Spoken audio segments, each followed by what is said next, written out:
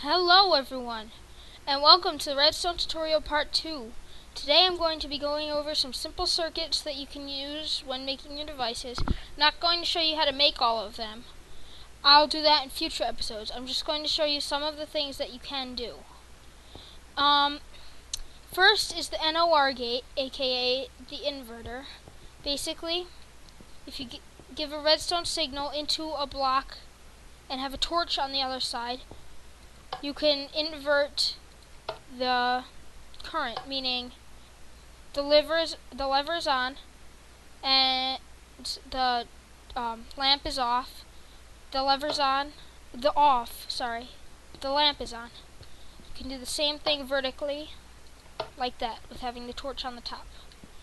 The OR gate, just for the heck of it, I say, because it's basically just a piece of redstone. If any of the inputs is on, the output is on. You don't need multiple ones on. You can have as many as you want on. Just as long as one of them's on, the output's going to be on.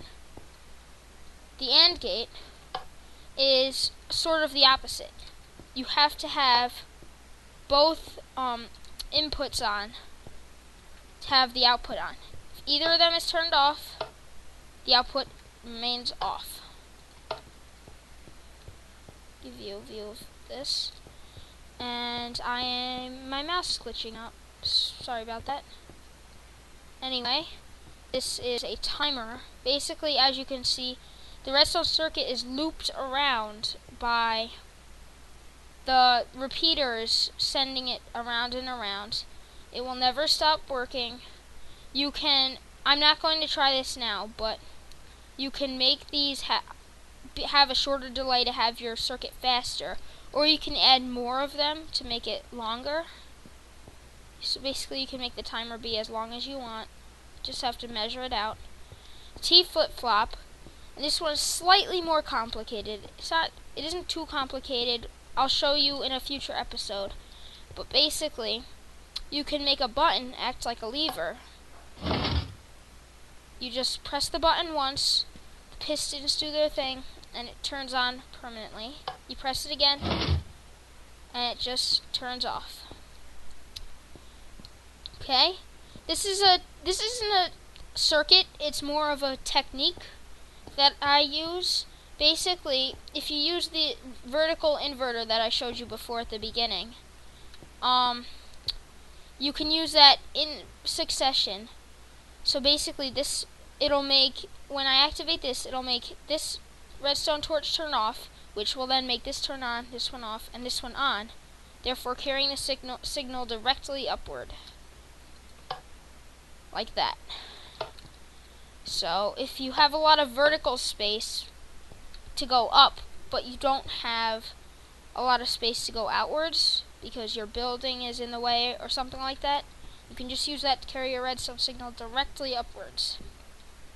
Now this is a not gate. And basically the purpose of it is you can carry a redstone signal in one direction with one input, but you can't go backwards the other way. See? This redstone is off, but when I pull this, it turns on. But if you turn this on, this doesn't turn on.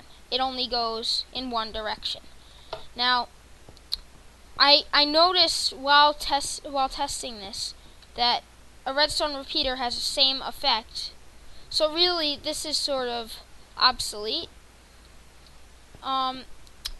Because a redstone repeater takes up one block and it has a lot more functionality to it, and I don't think it even takes up any more resources if you're in survival mode.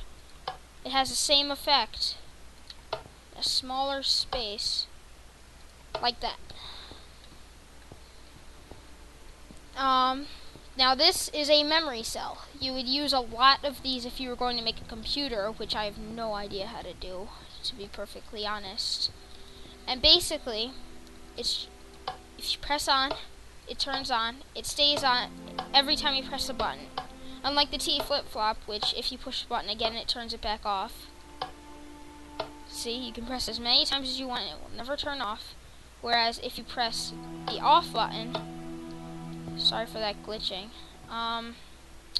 if you press off, it turns off permanently, and only pressing the on button again will turn it back on. Now, when I was building this, I decided to come up with a vertical version. Again, if you have a lot of vertical space, but you don't have a ton of space to work with horizontally, you can use this version, and it has the same effect, just it takes up less space outwards and more space up. So that's all for today. I hope you like this series. Give it a like and subscribe if you do, because there will be more of these. And I will see you all next time. In fact, I'm going to tell you, I think next episode I'm going to do practical survival redstone setups, like hidden doors for multiplayer and stuff like that.